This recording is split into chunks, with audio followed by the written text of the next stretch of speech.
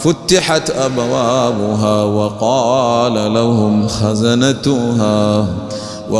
لهم خزنتها ألم يأتكم رسل منكم يتلون عليكم آيات ربكم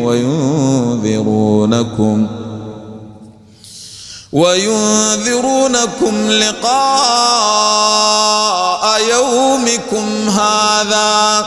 قالوا بلى ولكن حقت كلمة العذاب على الكافرين.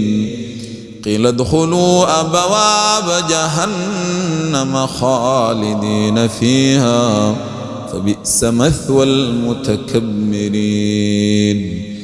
وسيق الذين اتقوا ربهم إلى الجنة